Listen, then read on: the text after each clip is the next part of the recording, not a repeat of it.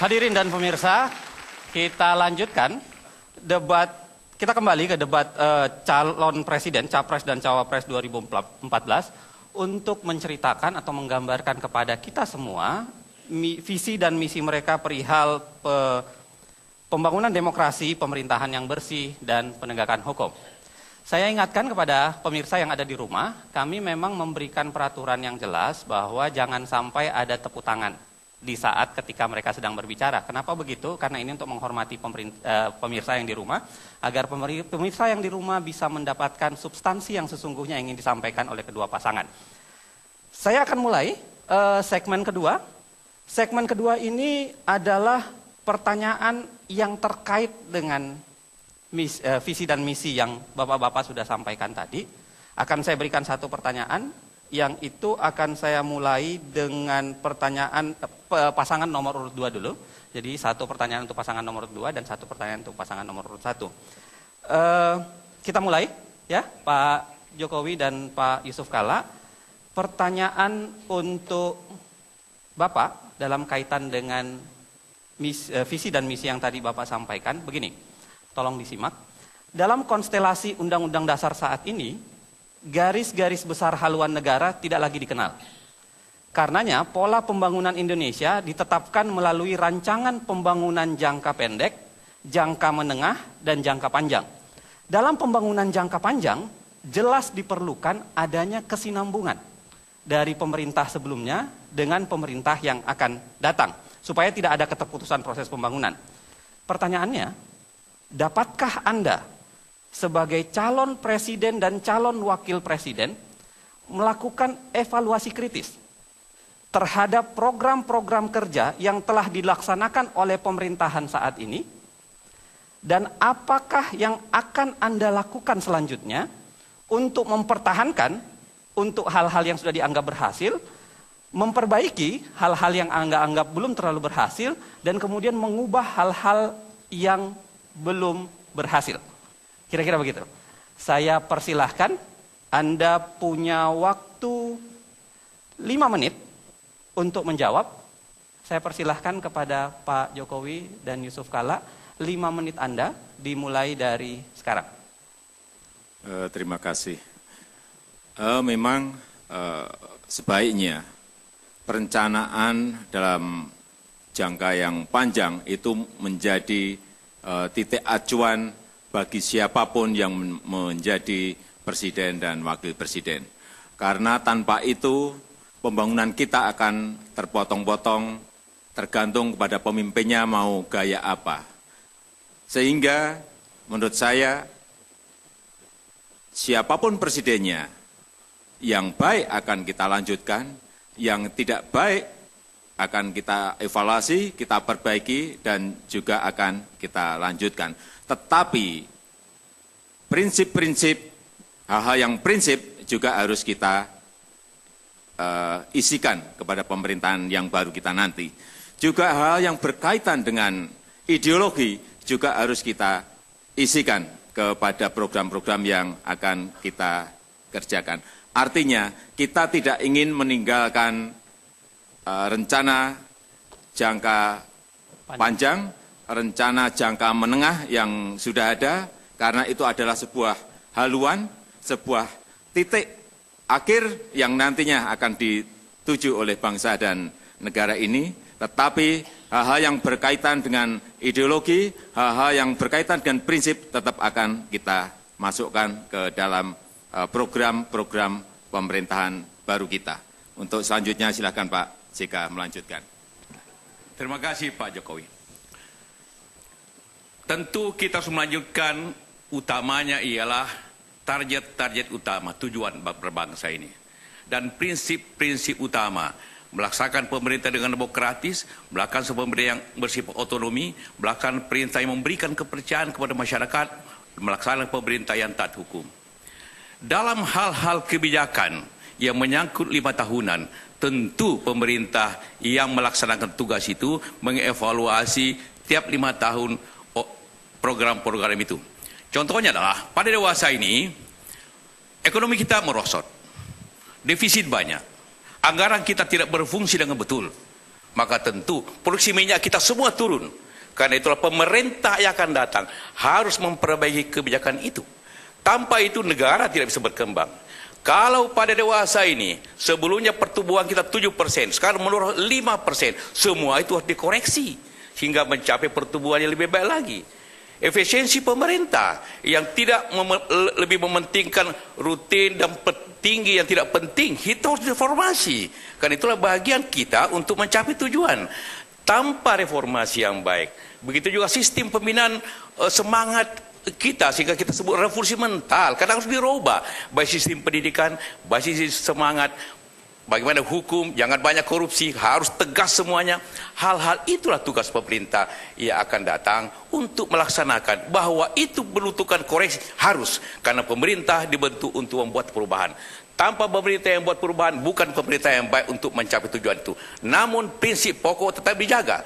Prinsip pokok tujuan, prinsip pokok asasi, prinsip pelaksanaan hukum, prinsip pokok bagaimana berotonomi, memberikan kewenangan yang baik kepada daerah, karena daerah lah yang harus memutuskan itu.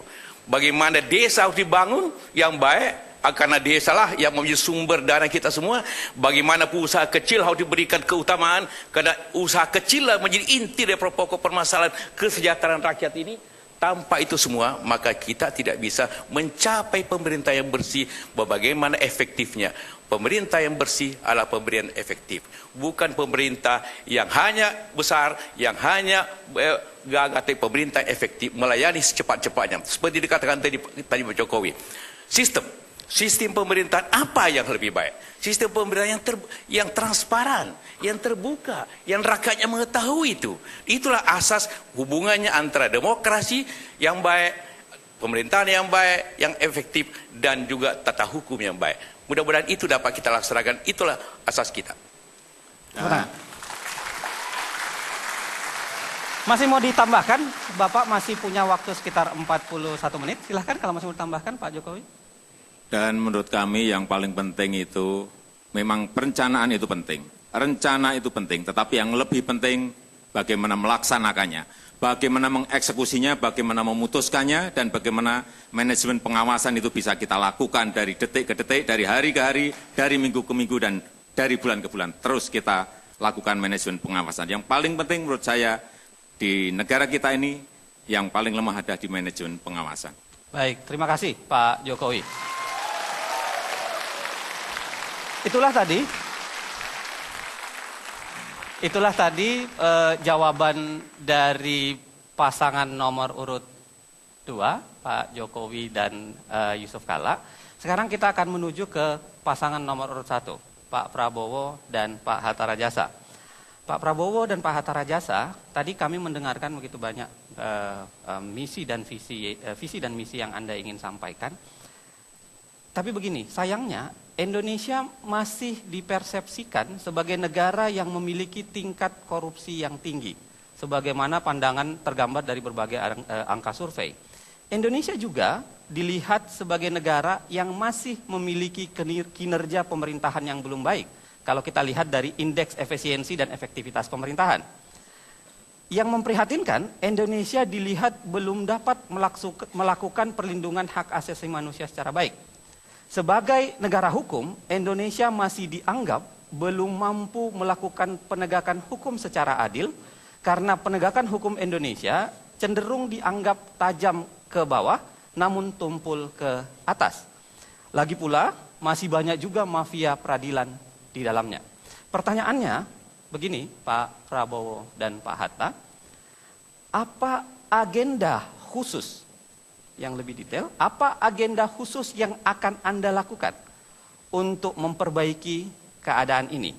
Silahkan yakinkan rakyat Indonesia bahwa Anda orang yang tepat sebagai pendorong efektivitas dan efisiensi pemerintahan, pendukung kuat pemberantasan korupsi, pendorong penegakan hukum yang adil, serta pelindung kuat atas hak-hak asasi manusia.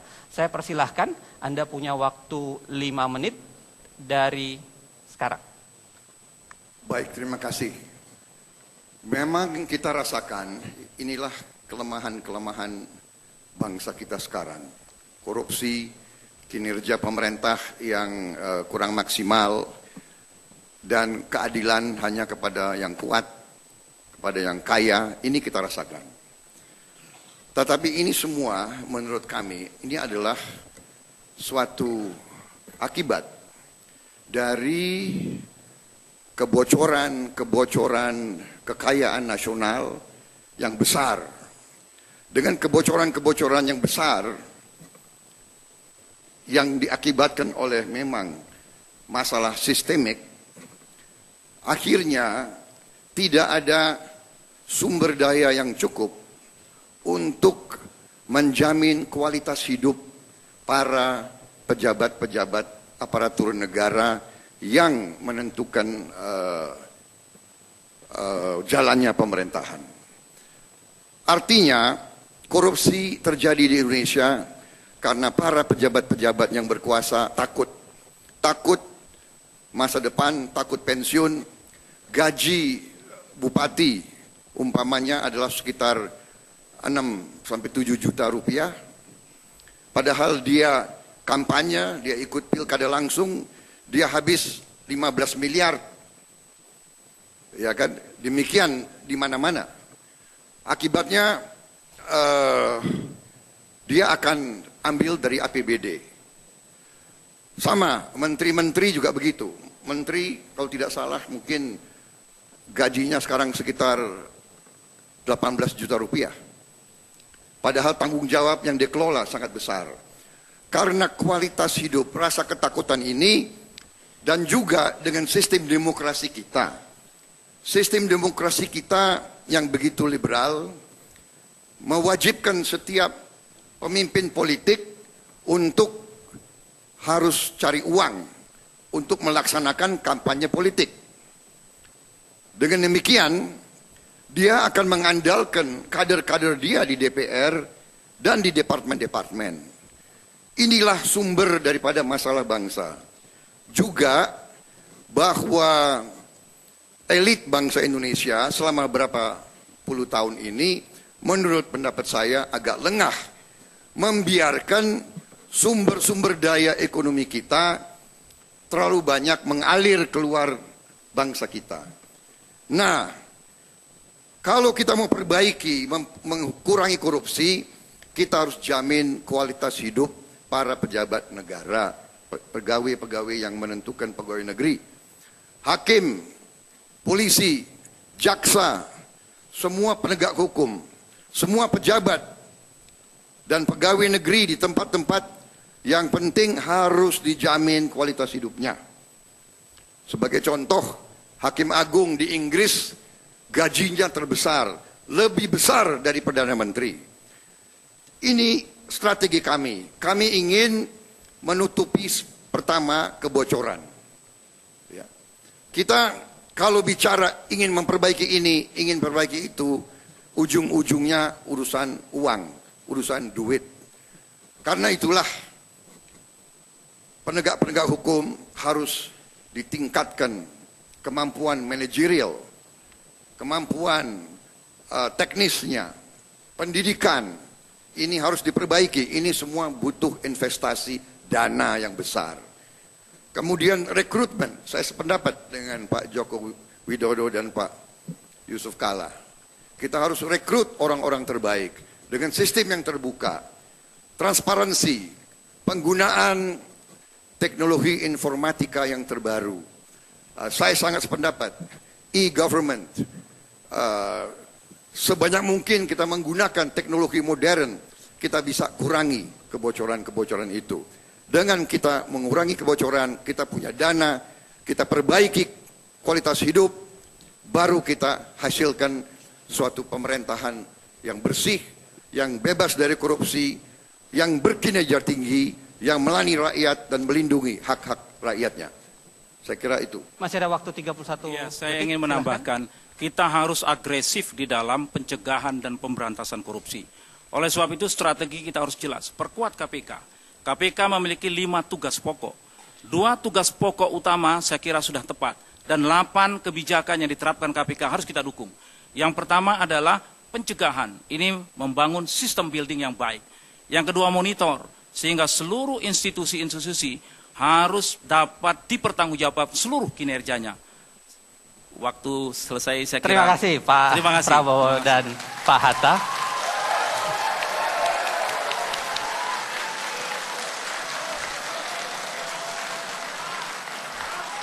Anda sudah mendengarkan paparan yang lugas, yang jelas dari para kandidat. Anda sudah dengarkan. Kita lanjutkan ke sesi berikutnya nanti. Sesi berikutnya itu adalah sesi di mana saya akan memberikan pertanyaan yang berkaitan dengan tema masing-masing satu dan masing-masing akan menjawab dengan waktu yang akan ditentukan. Tentu ini sangat Anda nantikan, karenanya jangan kemana-mana, kita kembali debat kandidat calon presiden dan calon wakil presiden sesaat lagi. Segmen ini saya akan melontarkan pertanyaan dalam kaitan dengan tema ini. Satu pertanyaan yang akan dijawab oleh berdua secara berurutan, dan satu lagi pertanyaan yang akan juga dijawab secara berurutan. Pertama, karena tadi terakhir ke Pak Jokowi, maka pertanyaan ini saya akan sampaikan duluan kepada Pak Prabowo Subianto dan Pak Hatta Rajasa. Karena pertanyaannya agak panjang, jadi mohon barangkali bisa disimak. Begitu juga untuk Pak Joko Widodo dan Pak Yusuf Kalla, mohon disimak betul. Pertanyaan pada segmen 3 ini, Anda akan diberikan waktu 4 menit untuk menjawabnya. Begini, biaya pelaksanaan demokrasi di Indonesia masih dirasakan sangat mahal. Ini terlihat dari besarnya biaya pengelolaan organisasi partai politik hingga biaya pencalonan dan pemilihan anggota parlemen. Proses demokrasi yang mahal ini seringkali menjadi penyebab terjadinya perilaku koruptif di kalangan pengurus partai dan anggota parlemen. Kalau kita baca data Global Barometer Corruption, menyebutkan bahwa partai politik dan parlemen adalah pelaku tindak koruptif paling utama di begitu banyak negara. Jadi bukan hanya sekadar Indonesia kasus ini.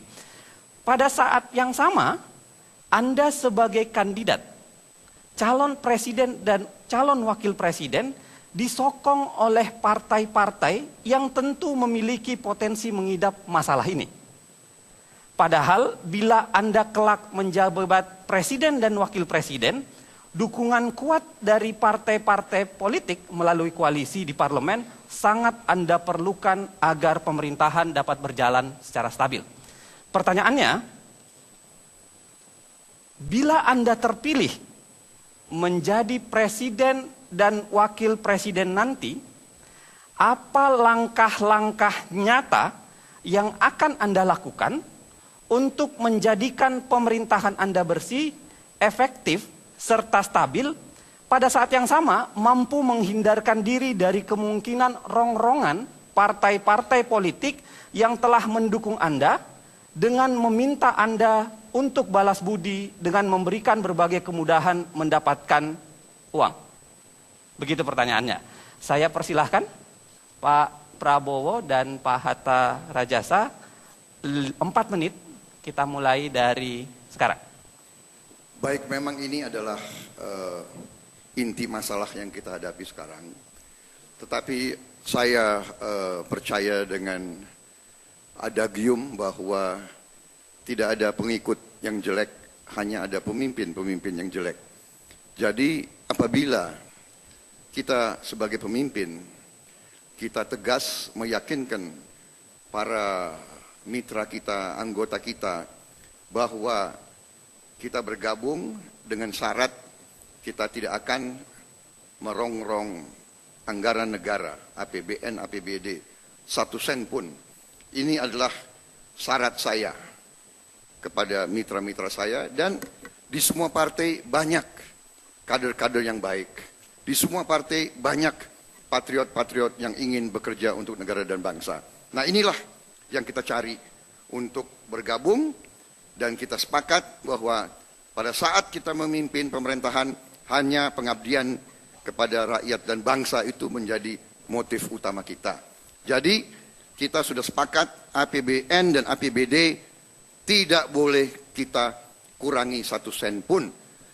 Nah, bagaimana caranya untuk memenuhi kebutuhan demokrasi yang membutuhkan biaya dan ongkos politik. Saya sangat percaya bahwa ekonomi kita sangat besar, potensi kita sangat besar, kekayaan kita sangat besar. Kita harus mewujudkan suasana masyarakat yang modern, bahwa masyarakatlah yang harus merasa ingin menyumbang kepada partainya. Ini strategi yang kita harus terapkan. Kita harus minta anggota kita untuk berkorban mendukung perjuangan partai. Saya kira itu salah satu strategi yang bisa kita terapkan. Silahkan Ya, Pak Hatta. saya menambahkan, yang pertama, Presiden dipilih langsung oleh rakyat. Oleh sebab itu, Presiden memegang mandat rakyat bertanggung jawab kepada rakyat, bukan kepada partai politik.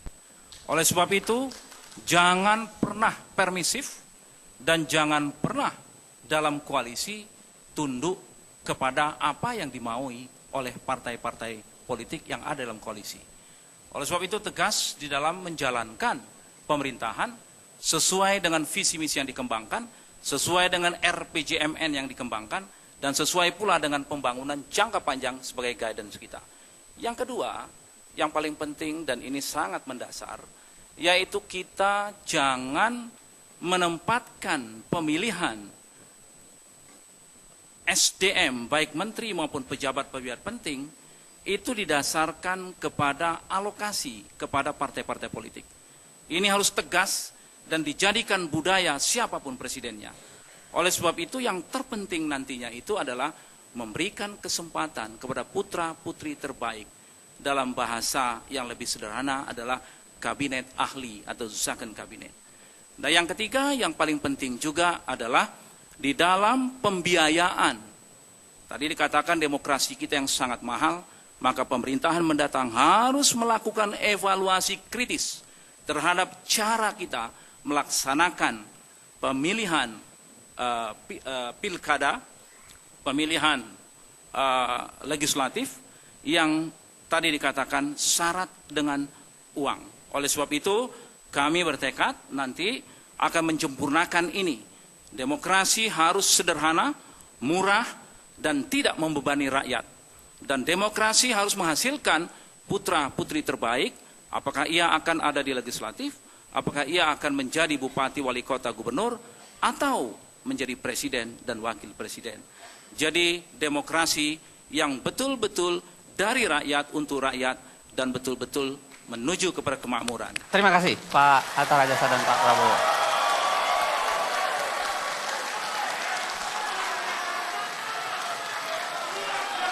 Baik, terima kasih hadirin sekalian. Tadi jawaban dari Pak Prabowo dan Pak Hatta Rajasa, waktu 4 menit dengan pertanyaan yang sama akan kita berikan kepada Pak Joko Widodo dan Pak Yusuf Kalla. 4 menit, kita mulai dari sekarang. Terima kasih. Menurut kami yang paling penting, parpol harus berani merombak. Ada pola rekrutmen politik yang baru di parpol kita. Sehingga jelas siapa yang terbaik itulah yang diajukan. Seperti yang ada di partai kami. Saya bukan ketua partai, tapi saya dijadikan calon presiden karena ada rekam jejak dan ada, menurut saya, ada prestasi. Yang kedua, sejak awal sudah kami sampaikan bahwa kami ingin membangun sebuah koalisi, sebuah kerjasama yang ramping. Tidak usah banyak parpol yang bergabung banyak-banyak, tidak apa-apa.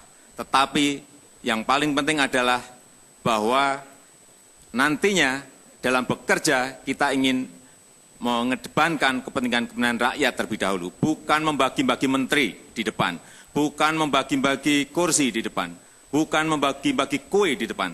Tetapi yang paling penting adalah sejak awal kita sampaikan koalisi kerjasama kita ada kerjasama ramping. Ini untuk menghindari agar nantinya yang terjadi tidak hanya bagi-bagi kursi.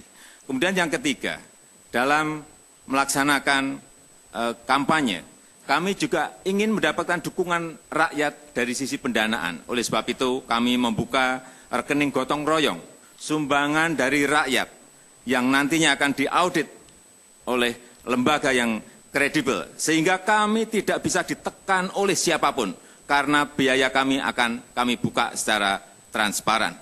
Kami mempunyai rekam jejak untuk itu. Silakan dilanjutkan, Pak. Silakan, Pak. Terima kasih. Kita menyadari memang bahwa biaya politik kita mahal akibat begitu banyak pilkada, begitu banyak pemilu di tanah air ini. Maka tentu yang harus kita perbaiki ialah sistem itu sendiri. Bagaimana pilkada disatukan lebih banyak sehingga efisiensi baik partai baik dan termasuk negara. Kedua, bagaimana rekrutmen menjadi hal yang sangat penting, bagaimana caranya tidak lagi seperti tahun lalu seperti ini. Kedua ialah memang adalah filosofi yang berbeda barangkali dari kami.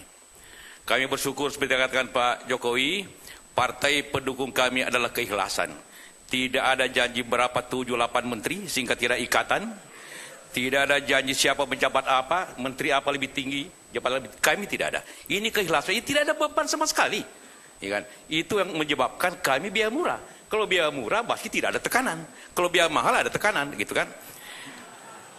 Kemudian tentu bahwa pengalaman kita semua, kami bersyukur. Ini partai tidak banyak, jadi berarti walaupun juga semua partai ikhlas, makin kecil lagi tidak banyak.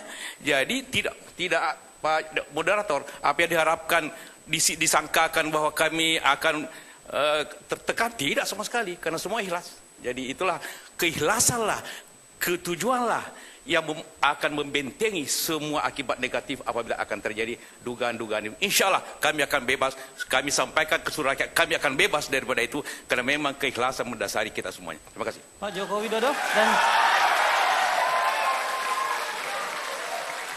Pak Joko Widodo masih ada waktu 31 detik. Silahkan kalau masih mau ditambahkan. Ya, tradisi yang baru ini harus kita mulai. Bahwa yang menjadi capres tidak harus ketua umum partai. Seperti saya dan Pak JK, bukan ketua umum partai. Ini tradisi baru yang harus kita mulai. Dan saya kira dengan cara-cara seperti ini, nanti yang akan maju adalah yang terbaik, bukan yang ketua partai. Terima kasih. Silakan tepuk tangan.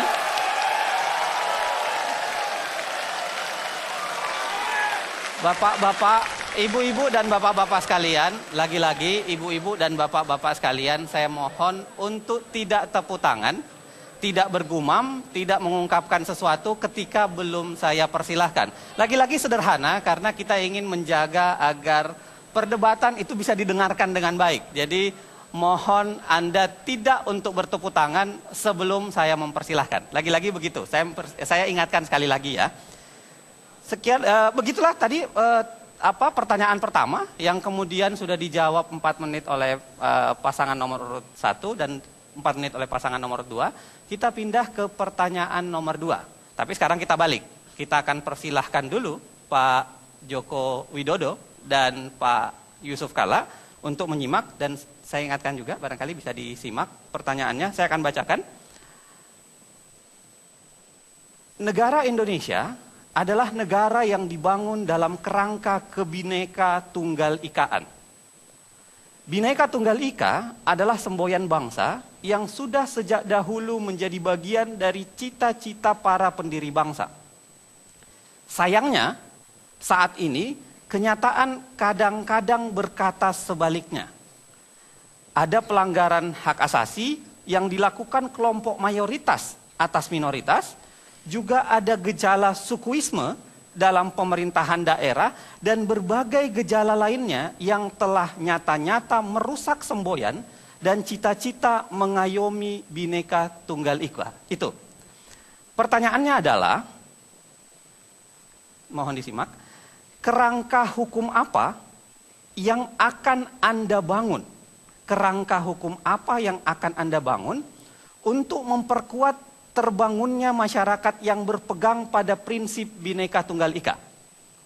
Yakinkan kepada rakyat Indonesia saat ini, yakinkan pada rakyat Indonesia bagaimana Anda akan menjaga prinsip Bhinneka Tunggal Ika tersebut dari pihak-pihak manapun yang ingin merusaknya.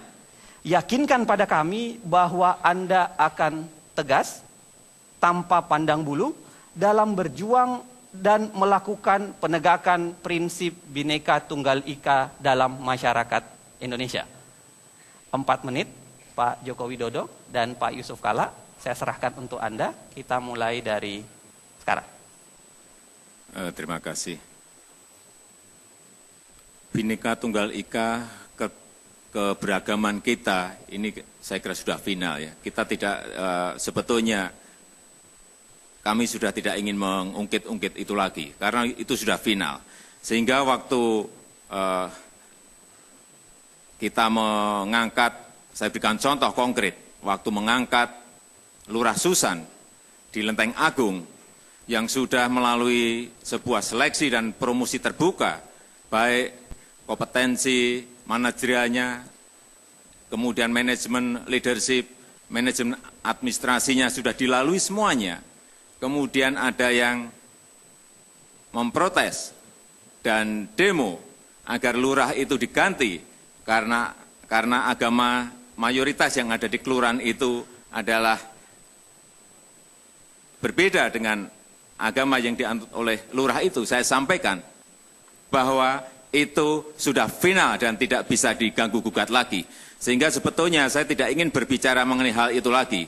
Karena juga banyak hal-hal yang contoh-contoh yang mungkin bisa saya sampaikan mengenai hal itu. Tetapi menurut saya itu sudah final dan sudah tidak perlu dibicarakan. Yang paling penting adalah dilaksanakan seperti yang tadi saya contohkan. Mungkin Pak JK, silakan dilanjutkan. Pak Yusuf Kalla, silakan. Waktu masih ada 2 menit. Terima kasih. Detik. Karena saudara moderator ingin keyakinan, kita itu hanya dapat seluruh rakyat Indonesia, Pak, yang keyakinan. Artinya itu hendak meyakinkan kalau ada bukti. Kita bisa meyakinkan orang dengan pidato. Jadi apa yang disampaikan tadi Pak Jokowi, bahwa negara kita ini yang negara plural itu sangat meyakinkan. Semua agama, semua suku menjadi bahagian yang satu daripada negeri ini. Bhinneka Tunggal Ika. Kami percaya dan kami yakin akan melaksanakan itu. Tapi untuk lebih menekankan lagi keyakinan seluruh bangsa, kita tidak hanya bicara ide, kita bicara pelaksanaan. Pada saat banyak bagian negeri ini yang terjadi pecah belah, banyak negeri ini yang tidak meyakini ini, banyak negeri ini saling membunuh karena perbedaan agama, suku. Alhamdulillah, saya menyelesaikan banyak hal di Poso, di Ambon, di Aceh. Saya tidak berbicara tentang harapan, saya berbicara tentang keyakinan. Saya tidak bicara tentang pidato, tapi saya menceritakan bahwa itu yang telah kita laksanakan. Mudah-mudahan ini cukup karena meyakinkan kepada kita semua bahwa kami bukan hanya bicara, kami datang dari hati kami datang daripada pelaksanaan kami datang kepada kesungguhan bahwa bangsa ini harus bersatu, bangsa yang berbeda-beda ini harus bersatu, karena hanya kekuatan negeri ini hanya bisa terjadi dengan persatuan itu. Kami percaya itu dan kami laksanakan itu. Percayalah bahwa kami tidak pernah bergeser daripada keyakinan ini. Terima kasih. Masih ada 1 menit, Pak. Masih Cukup. mau ditambahkan? Cukup? Pak, silakan. Kita berikan tepuk tangan kalau itu.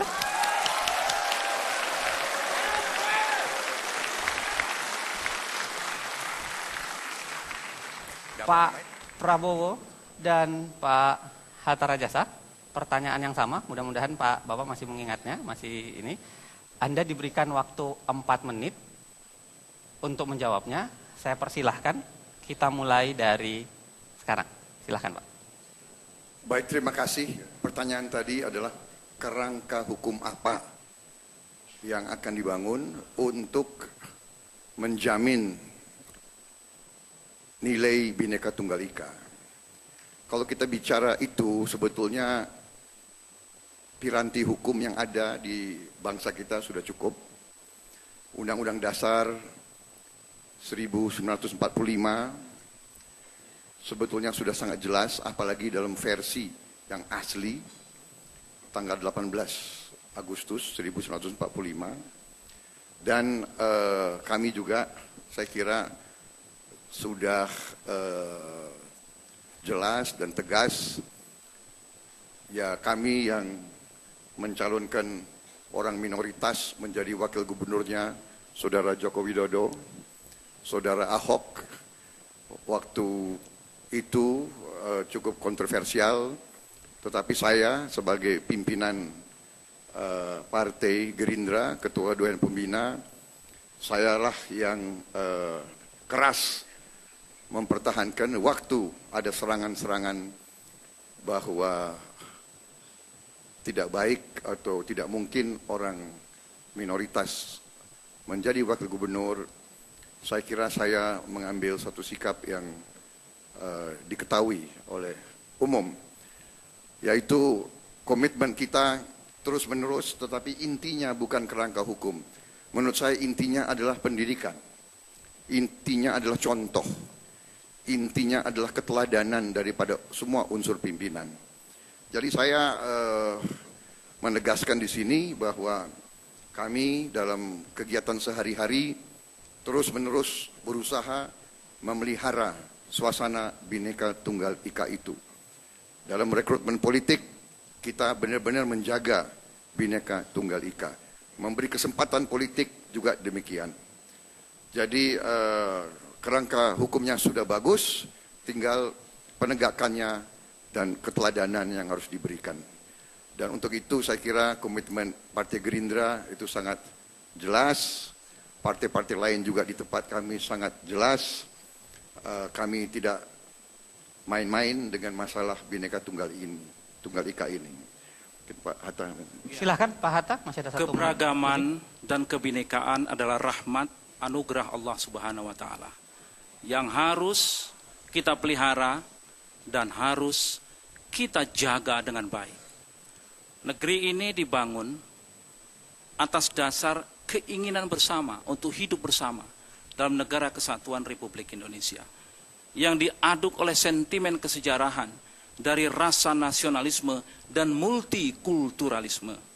Meniadakan satu di antara itu hanya akan merusak yang satunya. Oleh sebab itu kebinekaan adalah harga mati bagi kita semua, dan kekuatan bangsa kita justru terletak keberagaman dan perbedaan itu. Oleh sebab itu kami berdua meyakini bahwa keberagaman, kebinekaan, perbedaan adalah rahmat, justru menjadi kekuatan kita dan kemampuan kita untuk merawat, memelihara, menjaga, saling menghormati, saling melindungi, yang mayoritas melindungi yang minoritas menghormati yang mayoritas, apapun latar belakangnya adalah kekuatan bangsa ini. Dan saya yakin kita akan menjadi besar, bangsa ini menjadi besar manakala kita mampu merawat itu semua, menjaga itu semua, dan menjadikannya sebuah kekuatan bangsa ini untuk menjadi bangsa yang unggul di abad-abad ini dan abad mendatang. Terima kasih. Cukup, Pak. Silakan.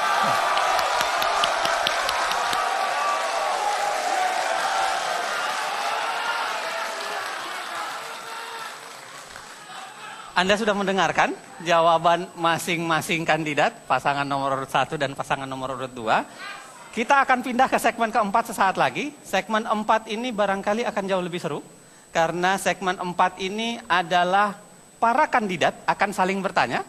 Pak Prabowo dan Pak Hatta Rajasa akan memberikan pertanyaan kepada Pak Joko Widodo dan Pak Yusuf Kalla. Begitu juga sebaliknya. Nanti akan diberikan kesempatan. Karenanya jangan kemana-mana, kita kembali ke debat calon presiden dan wakil presiden sesaat lagi. Dan hadirin sekalian, kita akan lanjutkan perdebatan ini masuk ke sesi yang keempat. Sesi yang keempat itu seperti yang saya sampaikan tadi, masing-masing pihak akan memberikan satu pertanyaan kepada pihak yang satunya. Tapi dengan aturan kira-kira begini Pak, Pak Joko Widodo dan Pak Yusuf Kalla, begitu juga Pak Prabowo dan Pak Hatta Rajasa, Anda diberikan kesempatan untuk bertanya 1 menit, lalu kemudian akan dijawab 3 menit, lalu akan diklarifikasi, akan ditanggapi lah jawaban itu selama 3 menit, dan kami memberikan lagi 3 menit terakhir kepada Anda. Jadi dia akan berlempar 1 pertanyaan, 3 menit jawaban, 3 menit tanggapan, lalu 3 menit klarifikasi terakhir. Kira-kira begitu Pak aturannya. Nah, kita akan mulai dengan pertanyaan yang pertama. Saya akan berikan kesempatan, dibalik lagi. Saya berikan kesempatan dulu kepada pasangan nomor urut 1, Pak Prabowo dan Pak Hatta Rajasa, untuk bertanya 1 menit kepada Pak Joko Widodo dan Pak JK. Lalu saya kembalikan ke Anda 3 menit, lalu akan kembali lagi ke mereka 3 menit. Ya, saya persilahkan Anda membaca atau menyampaikan pertanyaan dari Anda. Pertanyaan apa yang sangat Anda ingin sampaikan kepada kandidat nomor urut 2? Saya berikan kesempatan 1 menit, dimulai dari sekarang. Silahkan. Baik, terima kasih Saudara Joko Widodo. Seandainya Anda jadi presiden, ada satu hal yang ingin kami tanya, yaitu tentang pemilihan kepala daerah, bupati dan wali kota. Setelah dihitung, kalau pemilihan langsung 500 bupati kepala daerah, bupati wali kota itu kurang lebih membutuhkan biaya 13 triliun kalau pemilihan langsung. Kalau pemilihannya lewat DPRD, berarti kita menghemat 13 triliun. Bagaimana sikap Bapak tentang hal itu?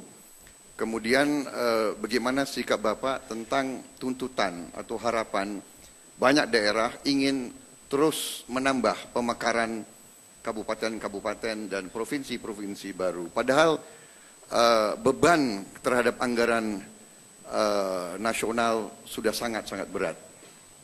Cukup Pak Prabowo dan Pak Hatta Rajasa. Pertanyaannya jelas ya. Jadi silahkan Anda diberikan kesempatan untuk menjawab 3 menit pertanyaan tersebut. Saya mulai dari sekarang. Silahkan. Sebagai bentuk dari kedaulatan rakyat, saya kira pemilihan langsung kepala daerah, baik bupati, wali kota maupun gubernur tetap dilaksanakan seperti sekarang.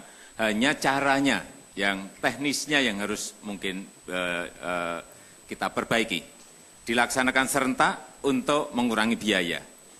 Baik di sebuah provinsi atau mungkin bisa di dalam sebuah negara. Tetapi ini memerlukan transisi yang agak lama.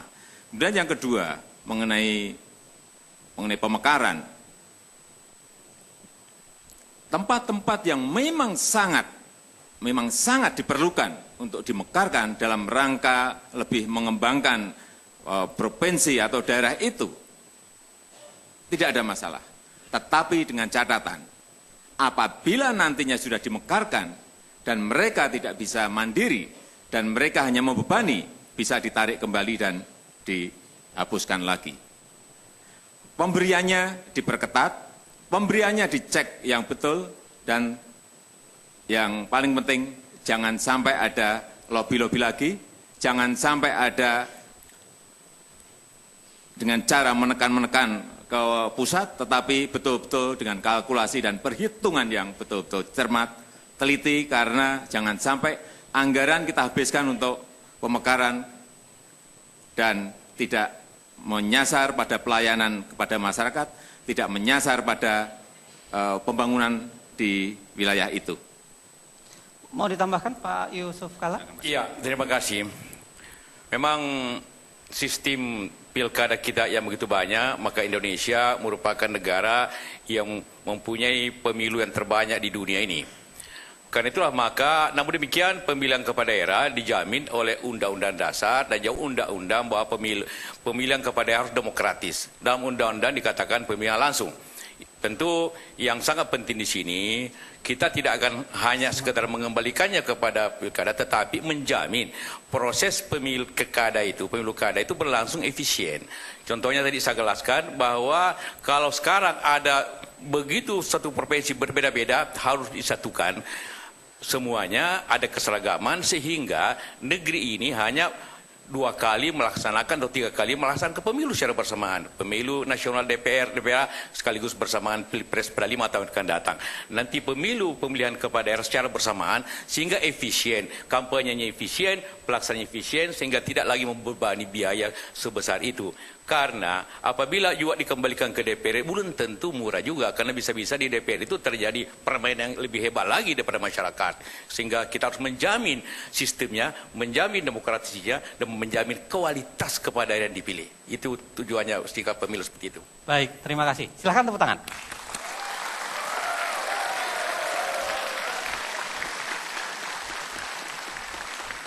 Pak Prabowo dan Pak Hatta Rajasa sudah mendengarkan barangkali dan mencatat, saya lihat tadi.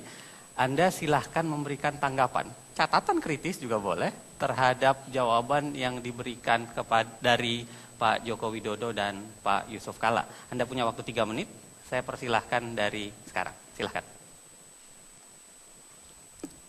Ya, saya diberi kesempatan Pak Prabowo untuk menanggapi.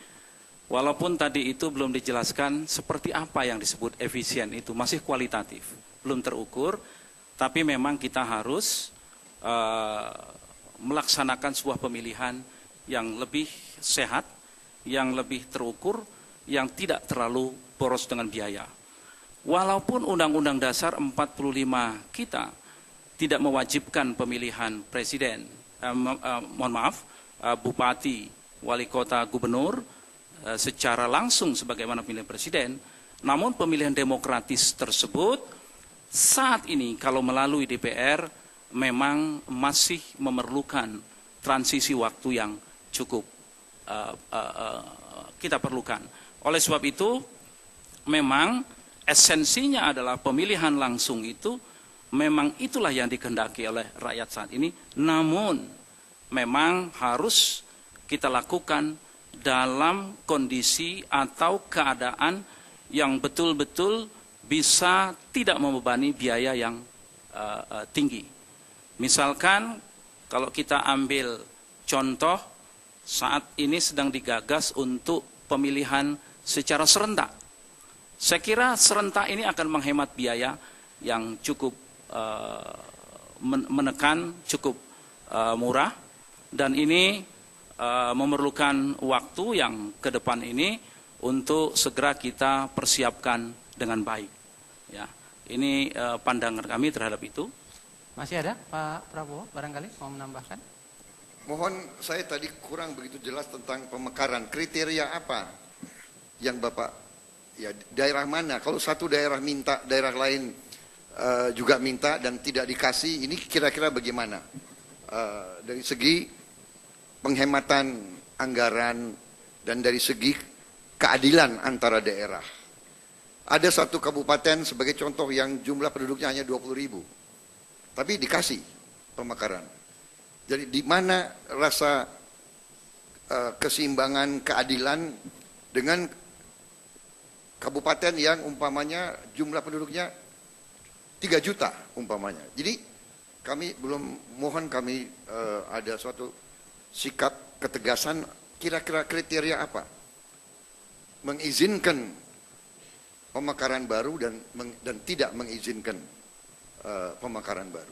Apakah jumlah penduduk, apakah luas wilayah, apakah keamanan atau letak geografis, kira-kira di mana yang Bapak kira bisa jadi kriteria untuk mengizinkan penambahan provinsi atau penambahan kabupaten. Baik, terima kasih. Silakan tepuk tangan.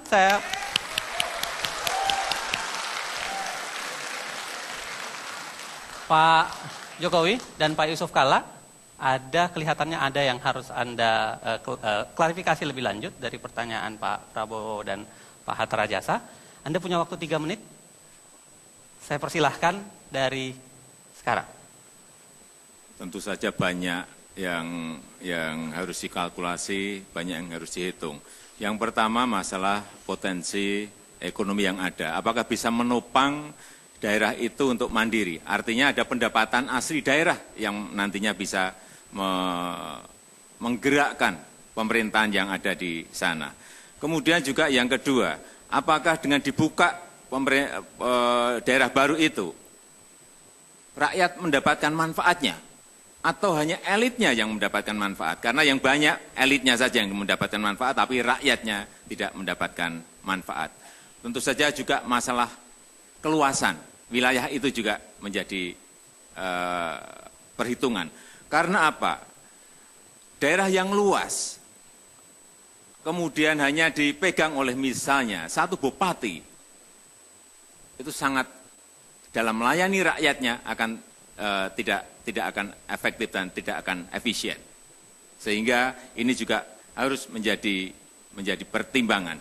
Jumlah penduduk Jumlah penduduk juga harus menjadi pertimbangan. Apakah penduduk yang hanya sedikit itu bisa diberikan?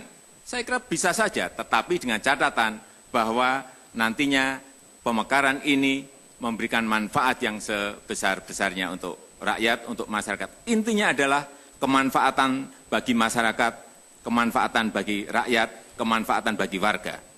Arahnya ke sana, bukan memberikan keuntungan-keuntungan kepada elit-elit politik yang ada, yang meminta pemekaran itu. Pak Yusuf Kalla, ada yang Ya. mau tambahkan? Pertama, terima kasih kepada Hatta. Bapak setuju dengan kami, itu yang pertama. Jadi kita tidak perlu komentari lagi karena beliau 100% setuju. Kedua, menambahkan sedikit tentang pemekaran. Jadi apa yang dikatakan Pak Jokowi tadi, pemekaran itu dilihat tujuannya. Tujuannya ialah setiap daerah baru harus memberikan yang lebih baik. Lebih baik kesejahteraannya, lebih baik kemakmurannya, lebih baik investasinya, lebih baik pengelolaannya, dan juga demokrasinya yang baik. Jadi ukurannya tadi sudah dikorkan. Apakah luas daerah, luas penduduk, letak wilayah, tapi yang penting efektivitasnya, apakah itu memberikan lebih baik atau tidak. Begitu memberikan lebih baik, boleh kita pakai. Begitu efeknya jelek, kita harus bertindak yang lain lagi. Kalau perlu menyatukan kembali, itu undang-undang menjamin itu. Sehingga asas yang pokok, asas manfaat. Bukan hanya asas geografis, bukan hanya asas penduduk, bukan asas letak, tapi asas manfaat, asas kemakmuran, asas kesejahteraan, dan jangkauan daripada pemerintah itu sendiri kepada daerahnya. Terima kasih. Cukup? Kita tepuk tangan.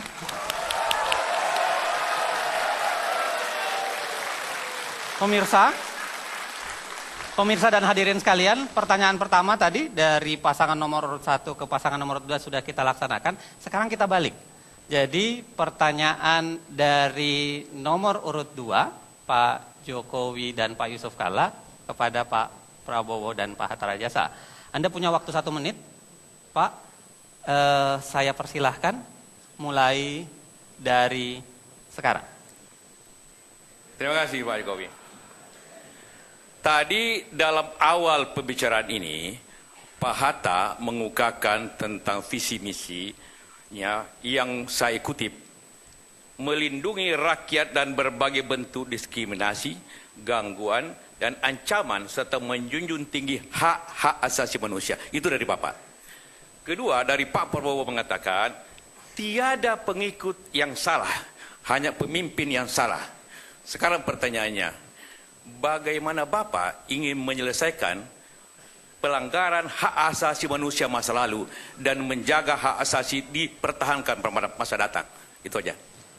Silahkan, kalau ada yang mau tepuk tangan silahkan.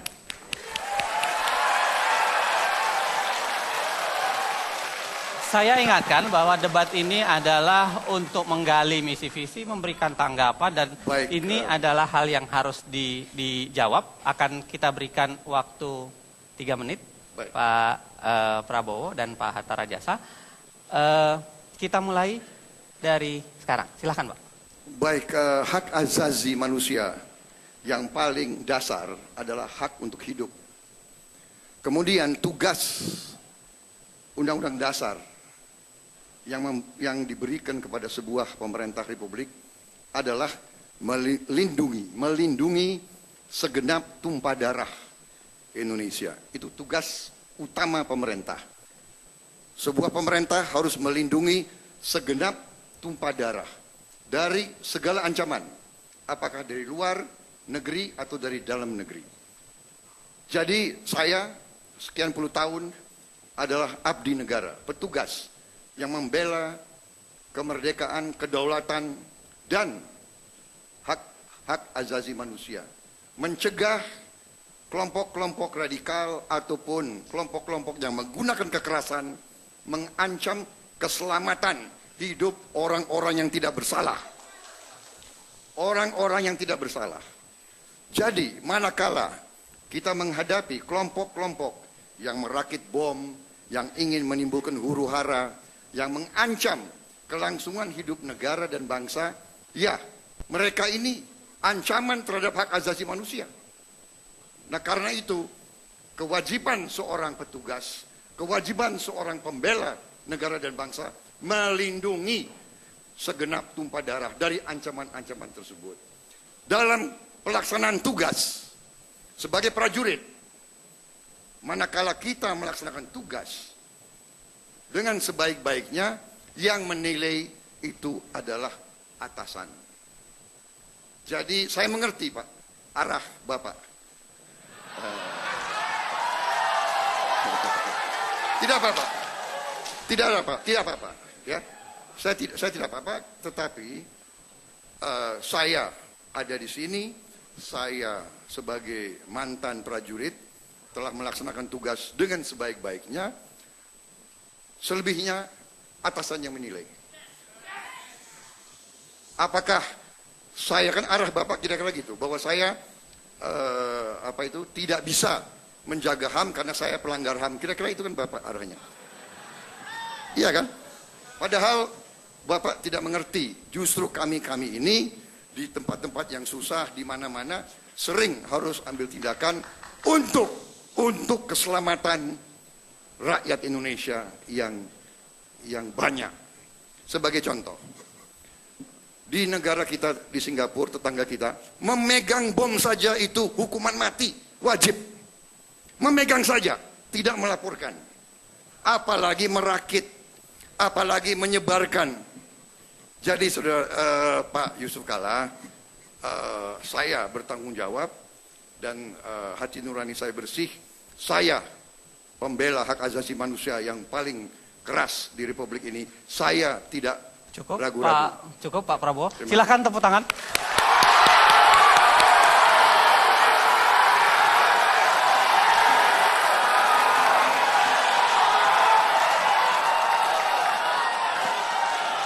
Terima kasih dukungan.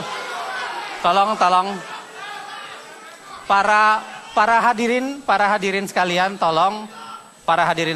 tolong lagi-lagi kita memberikan dukungan dengan batasan yang sudah kita sepakati tadi.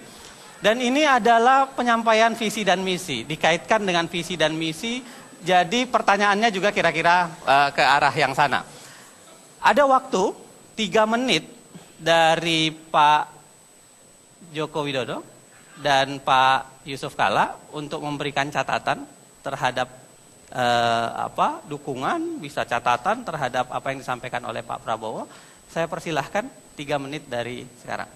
Ya, tadi yang disampaikan oleh Pak Prabowo belum, mungkin saking semangatnya, belum disampaikan hal-hal yang konkret ke depan akan dilakukan apa. Kemudian yang kedua juga belum dijawab mengenai masalah diskriminasi. Tadi juga ditanyakan oleh Pak Yusuf Kalla, juga belum dijawab karena terlalu semangatnya menjawab masalah hak asasi manusia. Oleh sebab itu kami mohon agar ini lebih diberikan perhatian lagi masalah pertanyaan yang disampaikan oleh Bapak Yusuf Kalla. Pak Yusuf Kalla mau ditambahkan? Ya, terima kasih tadi atas beberapa penjelasannya. Maaf Pak, tadi saya masalah diskriminasi dan sebelum diskriminasi. Diskriminasi dan bagaimana konkretnya? Ya, bagaimana konkretnya, pelaksanaan konkretnya. Ada 2 hal yang belum. Apa? Pak Yusuf Kalla mau menambahkan? Masih Anda punya waktu 2 menit. Pak Prabowo, terima kasih atas tadi penjelasannya. Pertanyaannya lebih minta penjelasan lagi. Bapak tadi mengatakan bahwa semua pelanggar itu pakai bom. Apakah tahun 98 itu? Tidak semua. Tidak semua ya. Yang jelas Prabowo, tidak semua pakai bom. Okay. Jadi tidak semua diletakkan dengan alasan bom, gitu Pak ya? Pak Yusuf Kalla, mohon pertanyaannya jangan langsung direct, tetap pada saya, nanti akan saya persilakan. Begitu juga Pak Prabowo, mohon ya. Okay. Saya silakan Pak, silakan dilanjutkan. Masih ada punya waktu 1 menit. Iya. Jadi tidak semua pelanggaran HAM itu karena bom. Jadi tentu tidak semua harus dilakukan dengan kekerasan balik, gitu Pak ya. Kedua pertanyaannya, Bapak mengatakan tadi terserah penilaian atasan. Apakah penilaian atasan Bapak waktu itu? Minta maaf karena saya tidak menganggap waktu itu, tapi Bapak menjawab tadi begitu. Sehingga karena yang banyak suatu penilaian lain. Jadi apa penilaian atasan Bapak tentang bagaimana menyelesaikan HAM pada masa lalu? Cukup? Cukup. Itu ya. Kita berikan tepuk tangan.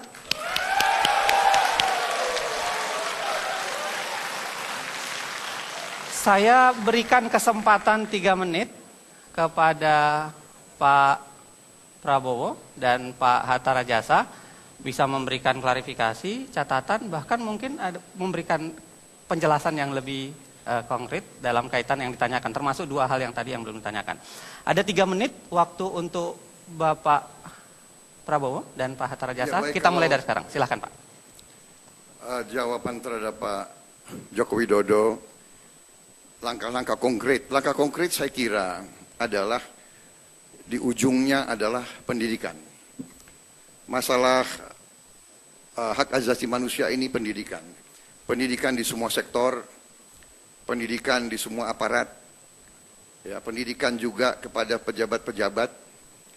Karena apa? Karena sering petugas diberi perintah, kemudian kalau ada sesuatu yang nanti dinilai tidak tepat atau secara politis kurang menguntungkan, akhirnya petugaslah yang dikorbankan dan disalahkan. Jadi ujungnya adalah pendidikan, dan pendidikan membutuhkan investasi. Tentang diskriminasi saya kira kita sudah sepakat, kita harus melawan diskriminasi, tapi ujungnya kembali pendidikan. Jadi seluruh urusan itu pendidikan. Kepada Pak Yusuf Kalla, saya sudah jawab tadi, kita bertanggung jawab kepada atasan kita, penilaiannya ya atasan kita. Kalau Bapak ingin tanya, tanyalah atasan saya waktu itu.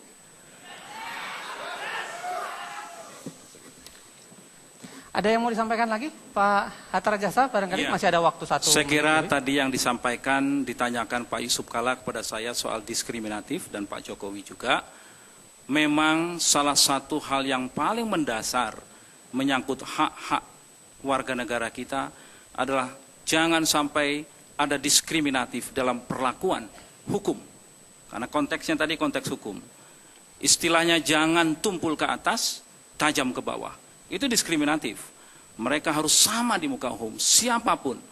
Dan tidak boleh, apapun latar belakangnya, apapun pendidikannya, apapun agama yang dianutnya, tidak boleh ada diskriminatif di negara Pancasila ini. Itu yang saya ingin sampaikan yang terkait dengan diskriminatif. Jadi kita apabila diberi amanat oleh rakyat, diberikan mandat, maka kami akan mencermati betul hal-hal yang berkaitan dengan masalah-masalah diskriminatif di banyak sektor saat ini. Apakah akses-akses kepada sumber-sumber kemakmuran? Apakah akses-akses kepada pendidikan? Apakah akses-akses kepada sumber-sumber daya alam, penggunaan lahan dan sebagainya? Masih banyak terjadi diskriminasi perlakuan terhadap warga negara kita. Oleh sebab itu ini menjadi perhatian kami yang sangat serius apabila mendapatkan mandat dari rakyat. Terima kasih. Cukup Pak. Terima kasih. Anda silakan tepuk tangan.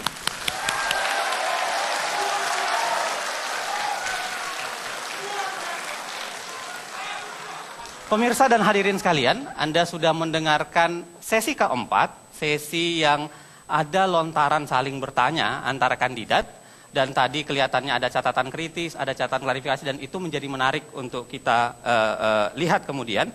Kita akan pindah ke segmen kelima. Segmen kelima ini adalah segmen di mana saya akan memberikan 1 pertanyaan penutup. Jadi Anda kaitkan dengan misi visi Anda. Jadi misi visi Anda itu kan saya tadi perhatikan Pak Prabowo dan Pak Hatta Rajasa, begitu juga Pak Joko Widodo dan Pak JK. Tapi ada banyak obstacle di antaranya. Apa yang Anda lakukan kira-kira untuk itu? Nanti akan saya tanyakan, jangan kemana-mana, kita kembali ke debat calon presiden dan wakil presiden Indonesia 2014. Sesaat.